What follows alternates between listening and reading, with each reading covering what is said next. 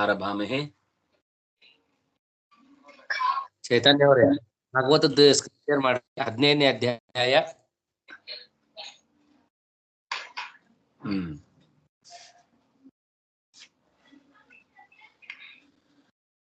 ರುಗ್ಣಾಃ ಸರ್ವೇ ಇದಾನೀಂ ನಿರಾಮಯಾಃ ಜಾತಾಃ ವಾ. ಆರೋಗ್ಯ ಕೆಟ್ಟವರೆಲ್ಲ ಸರಿ ಹೋದ್ರ?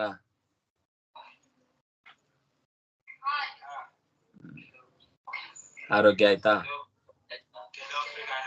ಕೆಲವರಿಗೆ ಆಯ್ತಾ?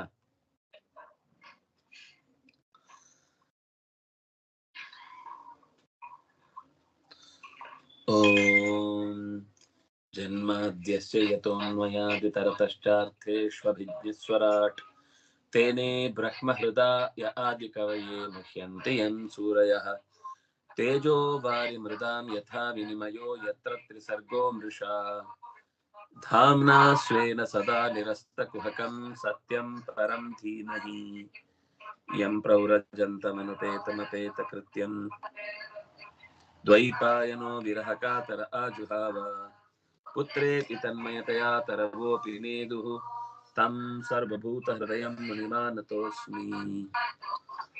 ನಾರಾಯಣಂ ನಮಸ್ಕೃತ್ಯ ನರಂ ಚೈವ ನರೋತ್ತಮಂ ದೇವೀಂ ಸರಸ್ವತೀಂ ವ್ಯಾಸಂ ತತೋ ಜಯಮುದೀರಯೇ. ಸ್ವಸ್ತ್ಯಸ್ತು ಸತಾಂ. ಹರಿ ಓಂ.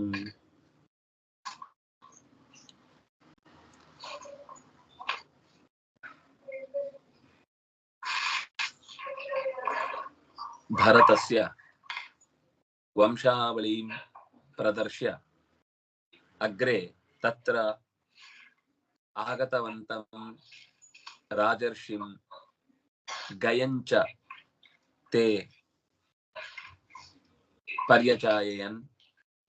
ಗಯಸ್ಯ ಮಹತ್ವಮಪಿ ಅವೋಚುಃ. ತತ್ರ ಗಯಃ ಇವ ಯಜ್ಞಂ ಅನ್ಯಃ ಕಶ್ಚನ ಕರ್ತುಂ ನ ಶಕ್ಯೇತ ತಥಾ ಆಸೀತ್ ತಸ್ಯ ಯಜ್ಞ ಸಿದ್ಧತಾ ಯಜ್ಞಾನುಷ್ಠಾನತಾ ಇತಿ ಪೂರ್ವಮುಕ್ತಂ. ಧರ್ಮಿಗಳು, ಜ್ಞಾನಿಗಳು, ಸಂಪದ್ಧರಿತರು, ಸಜ್ಜನರ ಸಭೆಗೆ ಅಧಿಪತಿಗಳು, ಸಜ್ಜನರ ಸೇವಕರು ಆಗಿರಬಹುದು. ಆದ್ರೆ ಅವ್ರು ಯಾರು ಸೇರಿ ಗಯನಿಗೆ ಹೊಂದಾಣಿಕೆ ಆಗೋರಾಗಿರ್ಲಿಲ್ಲ ಅನ್ನುವ ಈ ಮಾತು ಹಿಂದಿನ ಪದ್ಯಗಳಲ್ಲಿ ಬಂತು. ವೇದೋಕ್ತ ಕರ್ಮಗಳನ್ನು ಅವನು ಮಾಡ್ತಿದ್ದ, ಆದ್ರೆ ಯಾವತ್ತು ಫಲದ ಆಸೆ ಇರ್ತಿರ್ಲಿಲ್ಲ. ಅದು ಬೇಕಾದಷ್ಟು ಫಲ ಕೊಡ್ತಿತ್ತು. ರಾಜರು ಸ್ವತಃ ತಾವೇ ಬಂದು ಅವನ ಕೈಗೆ ಕಂದಾಯವನ್ನ ಸಲ್ಲಿಸ್ತಾ ಇದ್ರು, ಕಂದಾಯವನ್ನ ಸಂದಾಯ ಮಾಡ್ತಾ ಇದ್ರು. ಅದು ಕಡ್ಡಾಯವಾಗಿ, ತಪ್ಪಿಸದೆ.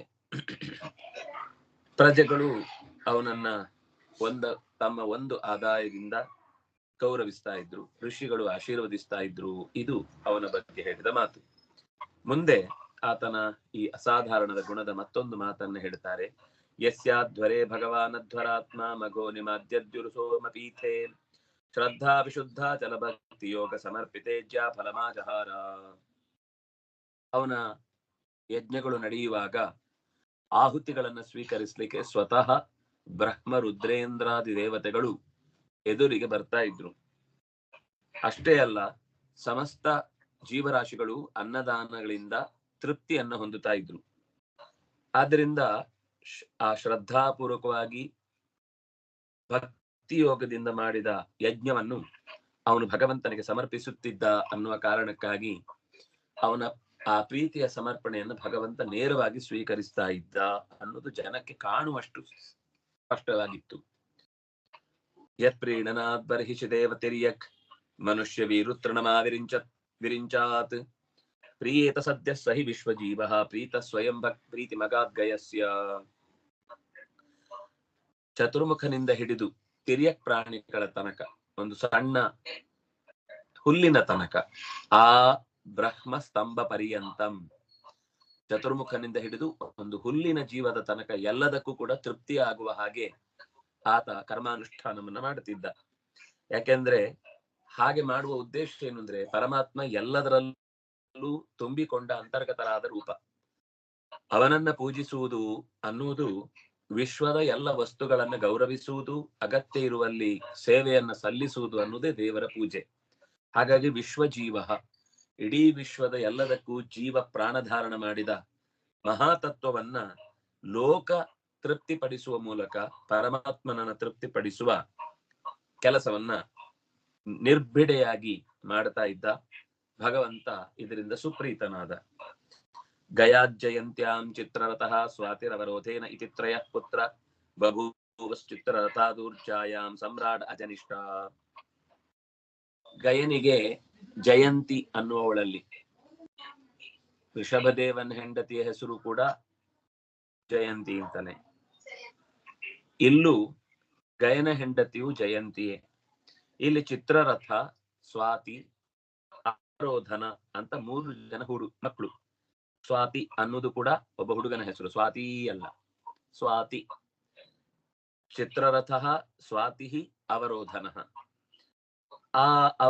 ಈ 3 ಜನರಲ್ಲಿ ಚಿತ್ರರಥ ಅನ್ನುವಂತಹ ಮಗನಿಗೆ ಊರ್ಜಾ ಅಂತ ಒಬ್ಬಳು ಹೆಂಡತಿ.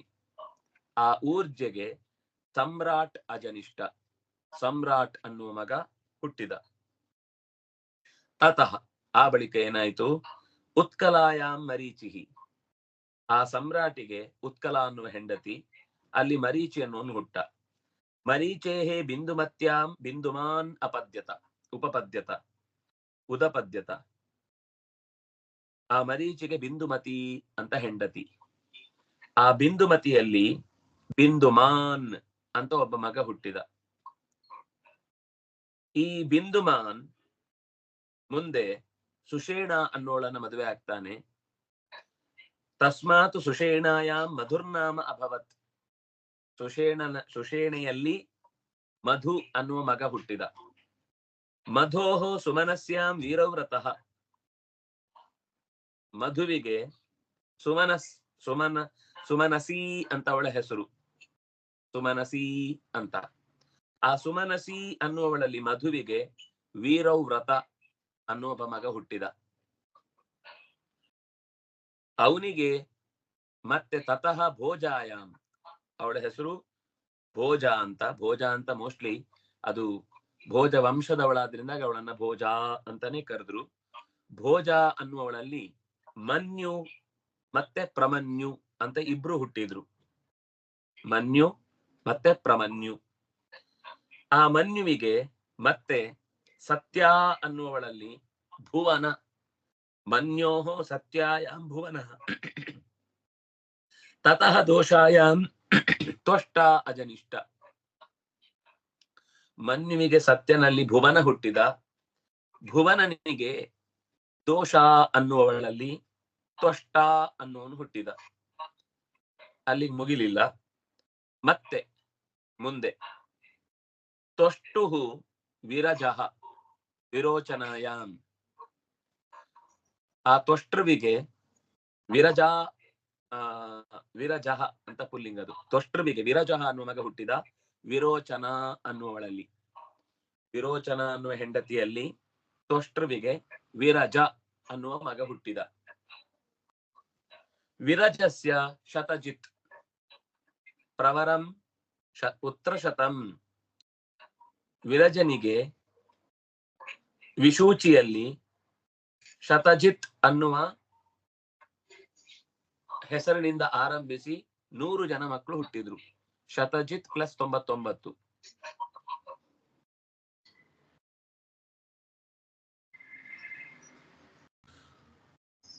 ಒಬ್ಳು ಹುಡುಗಿ ಕೂಡ ಹುಟ್ಟಿದ್ಲು, ಅವಳಿಗೆ ಹೆಸರು ಕೊಟ್ಟಿಲ್ಲ. ಕನ್ಯಾಚ ಜಾತ, ಒಬ್ಳು ಹುಡುಗಿ. ಶತಜಿತ್ ಮೊದಲಾದ 100 ಜನ ಹುಡುಗರು. ಯಾರಿಗೆ? ವಿರಜನಿಗೆ. ಯಾರಲ್ಲಿ? ವಿಶೂಚಿ ವಿಶೂಚಿ ಅಂತ ಅವಳ ಹೆಸರು.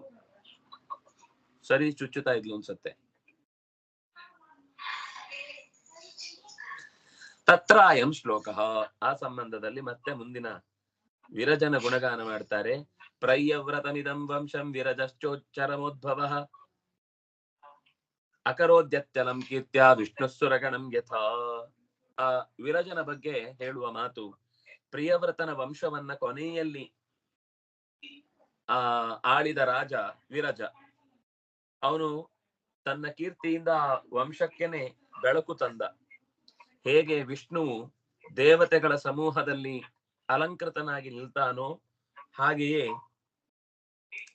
ಈ ಪ್ರಿಯವ್ರತನ ವಂಶದ ಹಿರಿಯರಲ್ಲಿ ವಿರಜ ಅನ್ನುವನು ಶ್ರೇಷ್ಠನಾಗಿ ನಿಂತ ಅಂತ ಆ ಶ್ರೀಮದ್ ಭಾಗವತೆ ಮಹಾಪುರಾಣೆ ಪಾರಮಹಂಸ್ಯಾಂ ಅಷ್ಟಾದಶ್ರ್ಯಾಂ ಸಾಹಸ್ರ್ಯಾಂ ಸಂಹಿತಾಯಾಂ ವೈಯಾಸಿಕ್ಯಾಂ ಪಂಚಮಸ್ಕಂದೆ ಪಂಚದಶೋಧ್ಯಾಯ 15ನೇಯ ಅಧ್ಯಾಯ ಮುಗಿತಾಯ.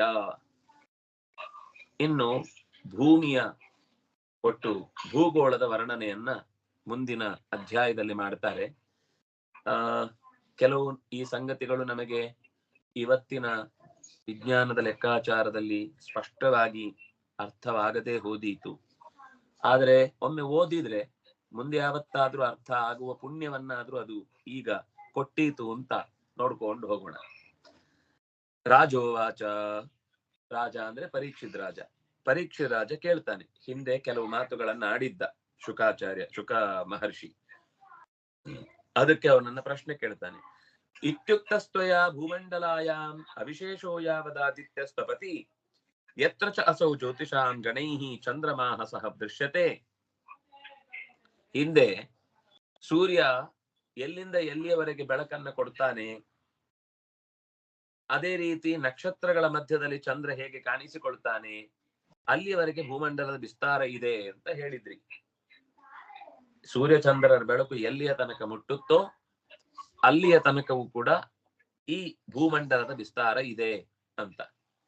ತತ್ರಾಪಿ ಪ್ರಿಯವ್ರತ ರಥಚರಣ ಪರಿಕಾಥೈಃ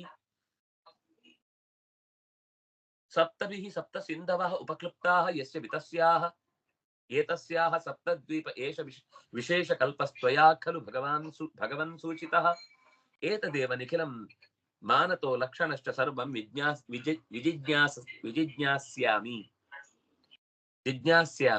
ವಿಜಿಜ್ಞಾಸ್ಯಾಮಿ. ಪೂಜ್ಯರಾದ ಶುಕ ಮಹರ್ಷಿಗಳೇ, ಭೂಮಂಡಲದಲ್ಲಿ ಪ್ರಿಯವ್ರತ ರಾಜ್ಯಭಾರ ಮಾಡಿದ ಅನ್ನುವ ಕಥೆ ಹೇಳಿದ್ರಿ ಆರಂಭದಲ್ಲಿ. ಅವನು ಕೊನೆಗೆ ದೇವರ ಸಂಕಲ್ಪದಿಂದ ಮಧ್ಯದಲ್ಲಿ ಒಂದ್ಸರ್ತಿ ಅವನು ಸನ್ಯಾಸಕ್ಕೆ ಅಂತ ಹೊರಟ. ಆಗ ಅವನನ್ನು ಎಚ್ಚರಿಸಿದ್ರು, ಇಲ್ಲಪ್ಪ, ಗೃಹಸ್ಥ ಧರ್ಮ ಅನ್ನೋದು ನಿನಗೆ ಅತ್ಯಂತ ಹೇಳಿ ಮಾಡಿಸಿದ್ದು. ನಿನಗೆ ಆ ಧರ್ಮ ಅಂದ್ರೆ ಬಿಟ್ಟು ಹೋಗುವ ಚಿಂತೆ ಬೇಕಿಲ್ಲ. ನೀನ್ ಈ ಕೆಲಸದಲ್ಲಿ ಯೋಗ್ಯನಿದ್ದಿ ಅಂತ ಹೇಳಿ ಅವನನ್ನ ಪುಸಲಾಯಿಸಿ ಅವನ ಸತ್ಕರ್ಮವನ್ನ ಸದ್ಧರ್ಮವನ್ನ ಪಾಲಿಸುವುದಕ್ಕೆ ಬೇಕಿರುವ ಶಕ್ತಿಯನ್ನ ಭಗವಂತನೇ ತುಂಬಿದ. ಹಾಗೆ ತುಂಬಿದಾಗ ಭೂಮಂಡಲದ ರಕ್ಷಣೆಗಾಗಿ ಆತ ಭಗವಂತ ಒದಗಿಸಿದ ರಥದ ಮೇಲೆ ಕುಳಿತು ಭೂಮಿಯನ್ನ ಸುತ್ತಾಡಿದ. ಹಾಗೆ ಮೊದಲ ಬಾರಿ ಅವನು ರಥದ ಚಕ್ರಗಳಿಂದ ಭೂಮಿಯನ್ನ ಸುತ್ತಾಡುವಾಗ 7 ಕಂದಕಗಳಿಂದ 7 ಸಮುದ್ರಗಳಾದವು ಅಂತ ನೀವು ಹೇಳಿದ್ರಿ. ಆ ಸಮುದ್ರಗಳ ಒಂದು ಕಲ್ಪನೆಯಿಂದಾಗಿ ಸಪ್ತ ದ್ವೀಪಗಳು ಕೂಡ ಹುಟ್ಟಿದ್ವು. ಲಕ್ಷ ಮೊದಲಾದ ದ್ವೀಪಗಳ ಹೆಸರನ್ನು ಹೇಳಿದ್ರಿ. ಅದನ್ನು ನೀವು ಅತ್ಯಂತ ಸೂಕ್ಷ್ಮವಾಗಿ ಹೇಳಿದ್ರಿ. ಆಗ ನನಗೆ ಅದರ ಬಗ್ಗೆ ಇನ್ನಷ್ಟು ಸ್ವಲ್ಪ ಬಿಡಿಸಿ ತಿಳ್ಕೊಳ್ಬೇಕು ಅನ್ನುವ ಆಸೆ ಇದೆ. ಲಕ್ಷಣತಷ್ಟ ಸರ್ವಂ ವಿಜಿಜ್ಞಾಸ್ಯಾಮಿ. ಇನ್ನು ಸ್ವಲ್ಪ ಅದರ ವಿವರಣೆ ನನಗೆ ಸಿಗಬೇಕು. ಅದನ್ನು ನೀವು ಹೇಳಿ. ಭಗವತೋ ಗುಣಮಯೇ ಏವ ಸ್ಥೂಲ ರೂಪೇ ಆವೇಶಿತಂ ಮನೋಹ್ಯ ಗುಣೇ ಸೂಕ್ಷ್ಮ ಆತ್ಮಜ್ಯೋತಿಸಿ ಪರೇ ಬ್ರಹ್ಮಣಿ ಭಗವತಿ ವಾಸುದೇವಾಖ್ಯೆ ಕ್ಷಮಮಾವೇಶಿತುಂ ತದುಹ ವೈ ತತ್ ಗುರೋಃ ಅರ್ಹಸಿ ಅನುವರ್ಣಿತುಂ ಇತಿ. ಗುರುಗಳೇ, ಸತ್ವಾದಿ ತ್ರಿಗುಣಗಳಿಂದ ಕೂಡಿದ್ದು ಈ ಜಗತ್ತು. ಅದು ಸ್ಥೂಲ ರೂಪದಲ್ಲಿದೆ, ಸೂಕ್ಷ್ಮ ರೂಪದಲ್ಲಿದೆ. ಎರಡೂ ತರ ಇದೆ ಜಗತ್ತು. ಕೆಲವು ಕಣ್ಣಿಗೆ ಕಾಣಿಸುವಂಥದ್ದು, ಕೆಲವು ಕಣ್ಣಿಗೆ ಕಾಣಿಸಂತು. ಯಾಕೆಂದ್ರೆ ಕಣ್ಣಿನ ಶಕ್ತಿ ಒಂದು 40 ಕಿಲೋಮೀಟರ್ ದೂರದ ತನಕ ನೋಡುತ್ತೆ. ಅದು ಕೂಡ ಎಲ್ಲ ಬಣ್ಣದ್ದನ್ನು ಅದು ನೋಡುತ್ತೆ ಅಂತ ಹೇಳಿಕ್ ಬರುದಿಲ್ಲ. ನಮ್ಗೆ ಕಣ್ಣಿಗೆ ಕಾಣುವ ಕೆಲವು ಬೆಳಕುಗಳಿವೆ, ಅದು ಕಾಣುತ್ತೆ. ಈಗ ಎಕ್ಸ್ರೇ ಕಾಣಲ್ಲ ಕಣ್ಣಿಗೆ, ಅಥವಾ ಬ್ಲೂಟೂತಿನ ನೀಲಿ ಬಣ್ಣ ಕಾಣುವುದಿಲ್ಲ ನಮಗೆ, ಅದನ್ನ ಅಲ್ಟ್ರಾವೈಲೆಟ್ ಅಂತೇವೆ ನಾವು.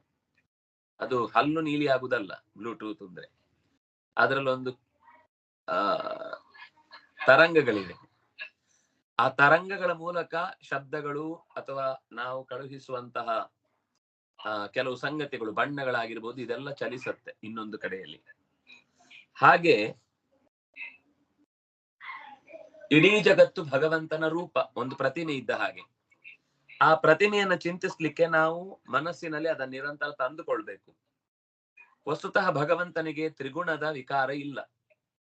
ಆದ್ರೆ ಈ ಶರೀರ ಅವನ ಪ್ರತಿಮೆ ಅಂತ ಲೋಕದಲ್ಲಿ ಕಲ್ಪಿಸಿಕೊಳ್ಳುವುದಕ್ಕೆ 2ನೇ ಸ್ಕಂಧದ ಆರಂಭದಲ್ಲಿಯೇ ನೀವು ನಿರೂಪಣೆ ಮಾಡಿದ್ದೀರಿ. ಅದರ ಅರ್ಥ ತ್ರಿಗುಣ ವಿಕಾರಗಳಿಂದ ಕೂಡಿರದ ವಾಸುದೇವಾಖ್ಯ ರೂಪದ ಚಿಂತನೆಯನ್ನು ಹೃತ್ಕಮಲ ಮಧ್ಯದಲ್ಲಿ ನೆಲೆಸುವುದಕ್ಕೆ ನಾವು ಪ್ರಯತ್ನ ಮಾಡಬೇಕಾದದ್ದು ನಮ್ಮ ಅಗತ್ಯ ಕರ್ತವ್ಯ ಅಂತ 2 ರೂಪಗಳನ್ನೇ ಹೇಳಿದ್ರಿ. ಒಂದು ವಿಸ್ತಾರವಾದ ಬ್ರಹ್ಮಾಂಡದಲ್ಲಿ ಸೇರಿದ ರೂಪ, ಇನ್ನೊಂದು ಅತ್ಯಂತ ಸೂಕ್ಷ್ಮವಾದ ಹೃದಯದ ಮಧ್ಯದಲ್ಲಿ ನೆಲೆಸಿದ ನೀವಾರ ಶೂಕವತ್ತನ್ವಿ, ಅಲ್ಲಿ ಅಣೂಪಮವಾದಂತಹ ಒಂದು ರೂಪ ನಿನ್ನದಿದೆ ಅಂತ ಅದನ್ನು ನೀವು ತಿಳಿಸಿದ್ದೀರಿ. ಈ ಸ್ಥೂಲ ಪ್ರತಿಮೆಯ ಜಗತ್ತಿನ ಲಕ್ಷಣವನ್ನ ನನಗೆ ವರ್ಣಿತುಂ ಅರ್ಹಸಿ, ಅನುವರ್ಣಿತುಂ ಅರ್ಹಸಿ. ಶಾಸ್ತ್ರದಲ್ಲಿ ಹೇಗಿದೆಯೋ ಹಾಗೆ ಹೇಳಿ. ನನಗೆ ಇಷ್ಟ ಆಗತ್ತೆ, ಇಷ್ಟ ಆಗಲ್ಲ, ನನ್ಗೆ ಬೇಕಿದೆ, ಬೇಕಾಗಿಲ್ಲ, ಇದೆಲ್ಲ ಅಲ್ಲ. ಇದ್ದದ್ದೇನಿದೆ ಅದನ್ನು ಹೇಳಿ. ಋಷಿರುವಾಚ, ಶುಕ ಋಷಿಗಳು ಹೇಳ್ತಾ ಇದ್ದಾರೆ, ನವೈ ಮಹಾರಾಜ ಭಗವತೋ ಮಾಯಾ ಗುಣ ವಿಭೂತೆ ಸ್ಥಾನ ವಿಶೇಷಾಣಾಂ ನಾಮ ರೂಪತಃ ಕಾಷ್ಠಾಂ ಮನಸಾಧಿಕಂತುಂ ಅಲಂ ವಿಬುಧಾಯುಷೇಣಾಪಿ ಪುರುಷಸ್ತಸ್ಮಾತ್ ಪ್ರಾಧಾನ್ಯೇನೈವ ಭೂಗೋಳ ವಿಶೇಷಂ ನಾಮ ರೂಪಮಾನ ಲಕ್ಷಣತೋ ವ್ಯಾಖ್ಯಾಸ್ಯಾಮಃ. ತಿಳಿಸುತ್ತೇವೆ ಸ್ವಲ್ಪ, ನೀನು ತಿಳಿಯುವುದು ಇನ್ನೂ ಸ್ವಲ್ಪ, ಅರ್ಥ ಆಗುದು ಮತ್ತೂ ಸ್ವಲ್ಪ, ನೆನ್ಪುಳಿಯುವುದು ಮತ್ತೂ ಸ್ವಲ್ಪ, ಅದನ್ನ ಮತ್ತೆ ಇನ್ನೊಬ್ಬರಿಗೆ ಹೇಳುವಾಗ ಮತ್ತೂ ಸ್ವಲ್ಪ. ಇದು ಸ್ವಲ್ಪ ಸ್ವಲ್ಪ ಸ್ವಲ್ಪದ. ಸ್ವಲ್ಪ ಅಂದ್ರೆ ಅಲ್ಪ ಅಂದ್ರೆ ಒಂದಿಷ್ಟು ಅಂತ, ಆ ಅಲ್ಪದಲ್ಲಿ ಅಲ್ಪ ಅಂದ್ರೆ ಇನ್ನೂ ಕಮ್ಮಿ ಅಂತ. ನಾವು ಸ್ವಲ್ಪ ಅಂದ್ರೆ ಅಲ್ಪಕ್ಕಿಂತಲೂ ಚಿಕ್ಕದು ಅಂತ ಅರ್ಥ. ಅದು ಅಲ್ಪ ಅಂದ್ರೆ ಒಂದಿಷ್ಟು, ಸ್ವಲ್ಪ ಅಂದ್ರೆ ಇನ್ನು ಇಷ್ಟೇ, ಅದರ ಅಲ್ಪ, ಅದಕ್ಕಿಂತಲೂ ಚೂರು ಕಮ್ಮಿ ಅಂತ. ಹಾಗೆ ಭಗವಂತನ ಶರೀರ ಪ್ರಕೃತಿ ವಿಕಾರವಾದದ್ದಲ್ಲವಾದ್ರಿಂದ ವಿವಿಧ ರೂಪಗಳಲ್ಲಿ ಅವನು ಅಂತರ್ಯಾಮಿಯಾಗಿ ನೆಲೆಸಿ ಸ್ಥಾನ ವಿಶೇಷಗಳಿಂದ ಆ ವಸ್ತುಗಳ ಹೆಸರು, ಆ ವಸ್ತುಗಳ ಆಕೃತಿಯಲ್ಲಿ ನೆಲೆಸಿದ್ದಾನೆ. ಇದು ನಮಗೆ ಗೊತ್ತಿರಬೇಕಾದ ಸಂಗತಿ. ಅವನನ್ನು ನಾವು ಮರೀಲಿಕ್ಕೆ ಸಾಧ್ಯವೇ ಇಲ್ಲ. ಏನ್ ನೋಡಿದ್ರು ಆ ವಸ್ತುವಿನಲ್ಲಿ ಆ ಆಕೃತಿಯಲ್ಲಿ ಅವನಿದ್ದಾನೆ.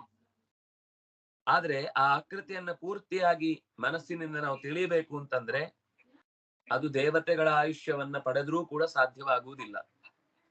ಪ್ರತಿಯೊಂದರಲ್ಲೂ ಆತ ನೆಲೆಸಿದ್ದಾನೆ ಅನ್ನೋದನ್ನ ಬಿಡಿಸಿ ಬಿಡಿಸಿ ಬಿಡಿಸಿ ಬಿಡಿಸಿ ತಿಳಿಯುವುದಕ್ಕೆ ನಾವು ಪ್ರಯತ್ನಿಸಿದ್ರೆ ನಮ್ಮ ದೇಹದ ಅಂಗಾಂಗಗಳಲ್ಲಿ ಒಳಗೆ ಸೇರಿದ ರೂಪಗಳನ್ನು ಚಿಂತಿಸುವುದಕ್ಕೇನೆ ದೇವಮಾನದ ಆಯುಷ್ಯ ಕೊಟ್ಟರೂ ಸಾಕಾಗುವುದಿಲ್ಲ.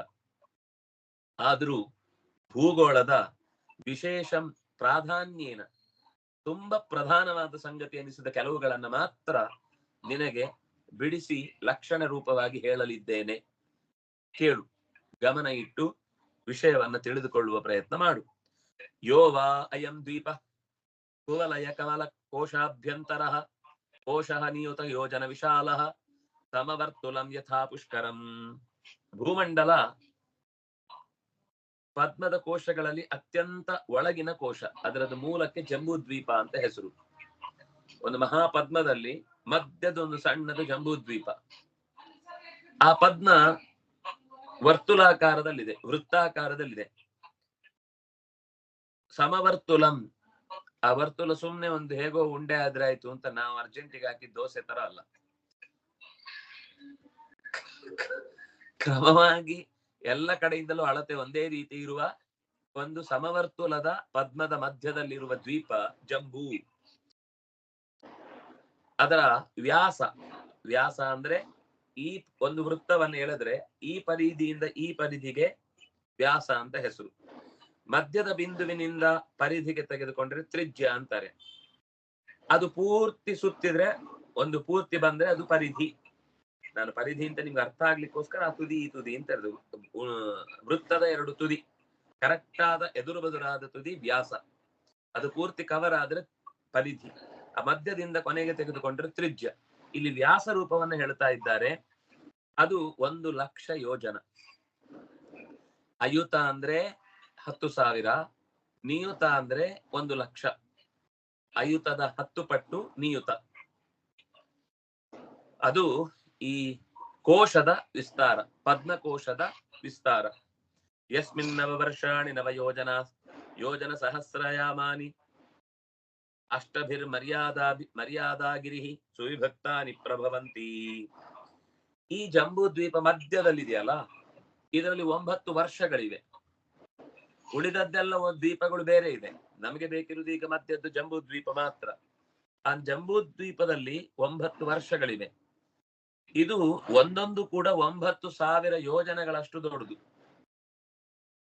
ಈ ಪ್ರತಿಯೊಂದು ವರ್ಷದ ಮಧ್ಯದಲ್ಲಿ ಮರ್ಯಾದಾಗಿರಿಗಳು, ಮರ್ಯಾದಾಗಿರಿ ಅಂದ್ರೆ ಬಾರ್ಡರ್ ಲೈನ್. ಮರ್ಯಾದಾ ಅಂದ್ರೆ ನಾವು ಇವನಿಗೊಂಚೂರು ಮರ್ಯಾದೆ ಇಲ್ಲ ಅಂತ ಏನೋ ಹೇಳ್ತಾ ಇರ್ತೇವೆ. ಅಲ್ಲಿಯೂ ಮರ್ಯಾದೆ ಅಂದ್ರೆ ಅರ್ಥ ಬದುಕಿನ ನಿಯಮಾವಳಿಗಳನ್ನ ಮೀರಿದವನು ಅಂತ ಅರ್ಥ. ಮನುಷ್ಯ ಅಂದಾಗ ಪ್ರಾಣಿಯ ತರ ವರ್ತಿಸಬಾರ್ದು, ತಟ್ಟೆಗೆ ಬಾಯಿ ಹಾಕಿ ತಿನ್ಬಾರ್ದು ಅಂತ ಕೆಲವೆಲ್ಲ ಒಂದು ಮರ್ಯಾದೆ ಇರುತ್ತೆ. ಆ ಮರ್ಯಾದೆ ಮೀರಿದ್ರೆ, ಅವನು ಪ್ರಾಣಿಯ ಹಾಗೆ ವರ್ತಿಸಿದ್ರೆ ಮರ್ಯಾದೆ ಬಿಟ್ಟವ ಅಂತ. ಮನುಷ್ಯದ ನಿಯಮಾವಳಿಗಳನ್ನ ಮೀರಿದವ ಅಂತ. 3 ಬಿಟ್ಟವ ಮೂರಿಗ್ ದೊಡ್ಡವ, ಊರಿಗ್ ದೊಡ್ಡವ ಅಂತ ಒಂದು ಮಾತಿದೆ.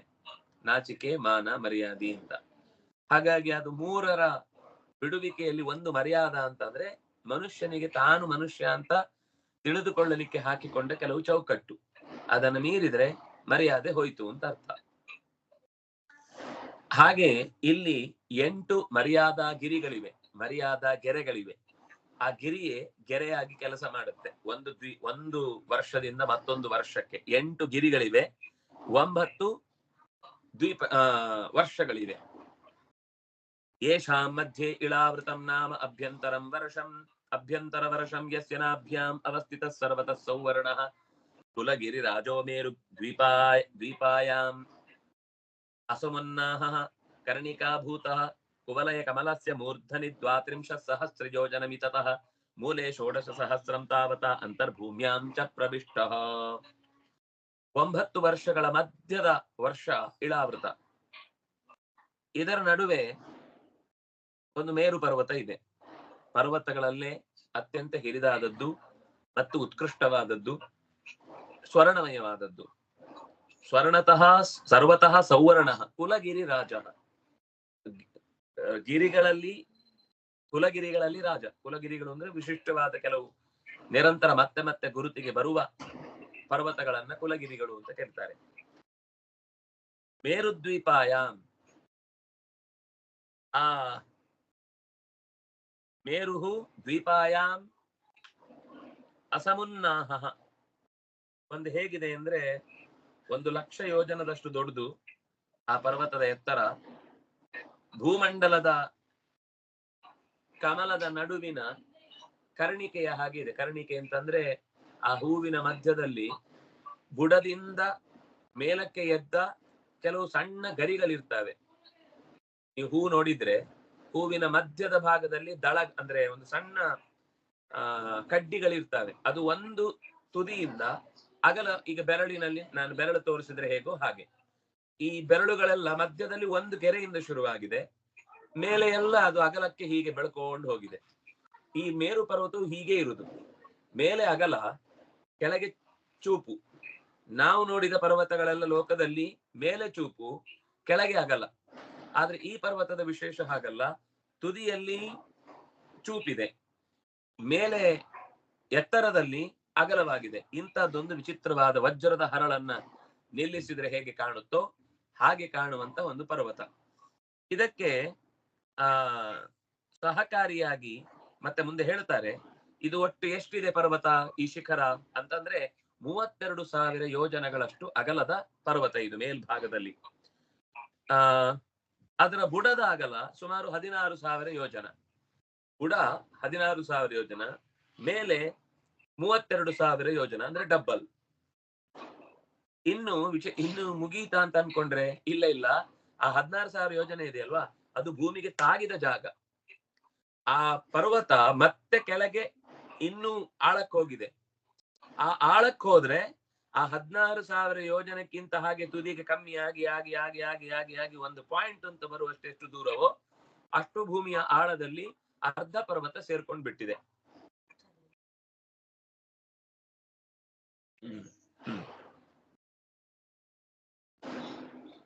ಅಂದ್ರೆ ಅಷ್ಟೇ ಆಳ. ಈಗ ಎಷ್ಟು ಮೇಲಿನ ಭಾಗ ಇತ್ತೋ ಅಷ್ಟೇ ಭಾಗ ಕೆಳಭಾಗದಲ್ಲಿದೆ. ಆ ಕೆಳಭಾಗವನ್ನ ಪೂರ್ತಿ ತುದಿಗೆ ತಂದಾಗ ಭೂಮಿಯ ಮಧ್ಯಭಾಗ ಸೇರ್ಕೊಳ್ಳುತ್ತೆ. ಭೂಮಿಯ ಆ ಕಡೆ ಇನ್ನೊಂದು ಕಡೆ ಭೂಮಿ ಹೊರಡುವ ಮಧ್ಯ ತ್ರಿಜ್ಯ ಅಂತ ಹೇಳ್ಬೋದು ನಾವು, ಭೂಮಿಯ ತ್ರಿಜ್ಯದ ಭಾಗ. ಅಂದ್ರೆ ನಾವು ಹಿಂದೆದ್ದು ನೆನಪು ಮಾಡಿಕೊಂಡ್ರೆ 1 ಲಕ್ಷ ಯೋಜನ ಅಂತ ಹೇಳಿದ್ವಿ. 50,000 ಯೋಜನ ಮೇಲ್ಭಾಗದಲ್ಲಿದೆ, 50,000 ಯೋಜನ ಭೂಮಿಯಿಂದ ಕೆಳಭಾಗದಲ್ಲಿ ಈ ಮೇರು ಪರ್ವತ ಅನ್ನೋದು ತುಂಬಿಕೊಂಡಿದೆ.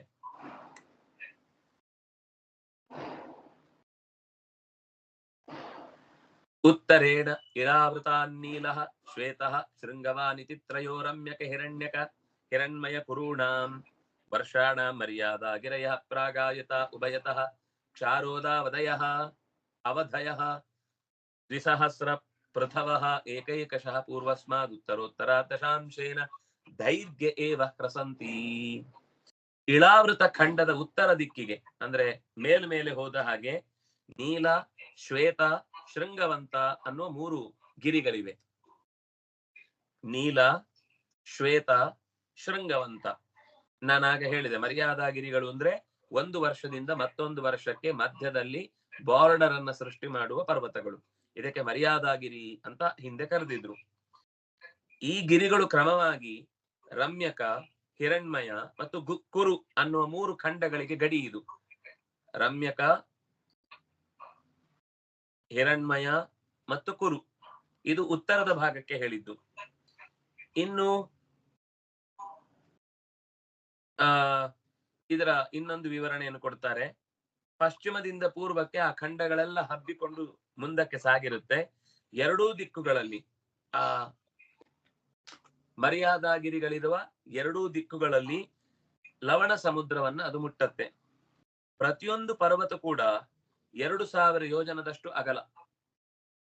ಈ ಮರ್ಯಾದಾಗಿರಿಗಳಿವೆ ಅಲ್ಲ, ಒಂದೊಂದು ಮರ್ಯಾದಾಗಿರಿಯು ಕೂಡ 2,000 ಯೋಜನದಷ್ಟು ಅಗಲ. ಈ ನಂತರದ ಪರ್ವತಗಳೆಲ್ಲ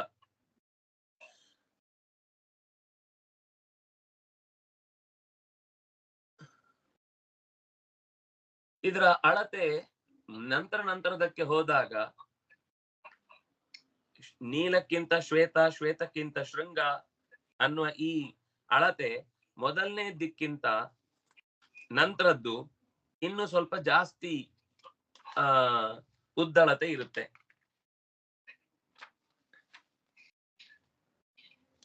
ಅಂದ್ರೆ ಈ ಕಡೆಯಿಂದ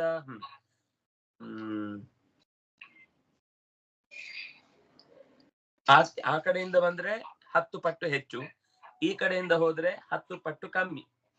ಮೊದಲನೇದು ಎಷ್ಟಿತ್ತು, ಈಗ ಮೇರು ಎಷ್ಟಿತ್ತೋ ಅದಕ್ಕಿಂತ ಕಮ್ಮಿ ನೀಲ, ಅದಕ್ಕಿಂತ ಕಮ್ಮಿ ಶ್ವೇತ, ಅದಕ್ಕಿಂತ ಕಮ್ಮಿ ಶೃಂಗವಂತ.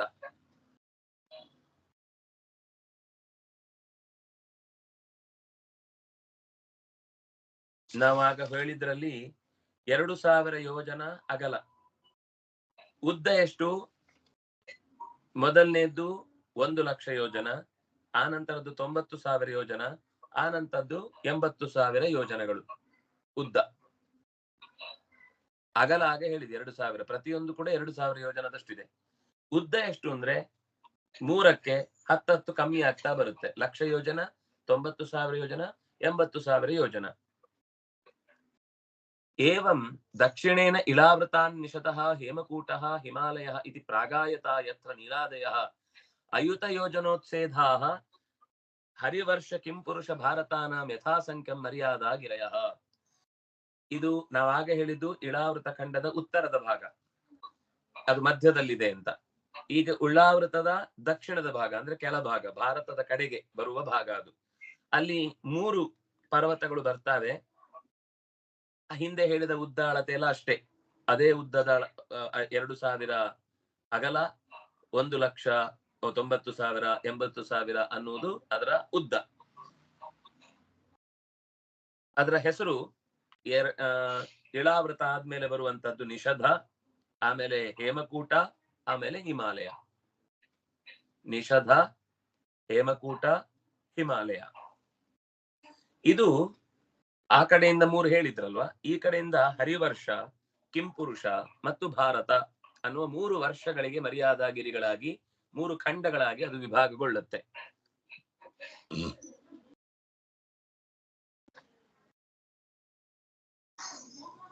ಅದು ಕೂಡ ಹಾಗೆ ಪೂರ್ವದಿಂದ ಪಶ್ಚಿಮಕ್ಕೆ ಆ ಬೆಟ್ಟಗಳು ಹಬ್ಬಿವೆ.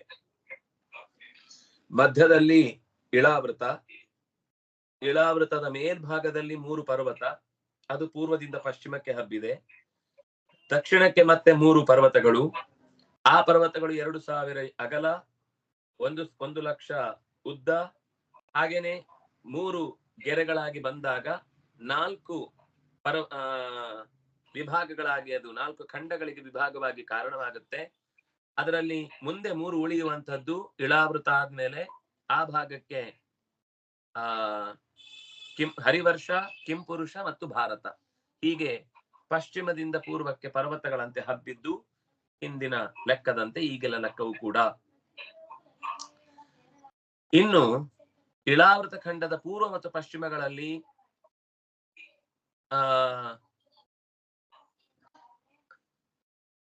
ಇನ್ನು 2 ಪರ್ವತ, ಗಂಧಮಾದನ ಮತ್ತು ಮಾಲ್ಯವಂತ ಅನ್ನೋ 2 ಪರ್ವತಗಳಿವೆ. ಉತ್ತರ ಮತ್ತು ದಕ್ಷಿಣಕ್ಕೆ ಹೇಳಿದ್ರು. ಪೂರ್ವ ಮತ್ತು ಪಶ್ಚಿಮಕ್ಕೆ 2 ಪರ್ವತಗಳನ್ನ ಲೆಕ್ಕ ಹಾಕಿದ್ರೆ, ಒಂದು ಗಂಧಮಾದನ, ಇನ್ನೊಂದು ಮಾಲ್ಯವಂತ.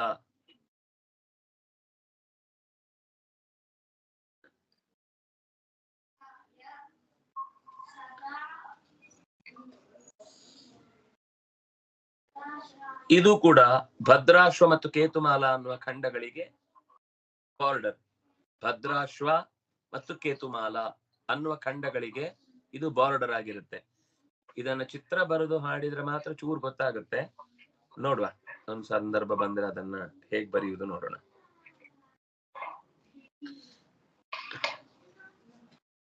ಇಲ್ಲಿಗೆ 10 ಶ್ಲೋಕ ಆಯ್ತು. ಮತ್ತೆ ಮುಂದೆ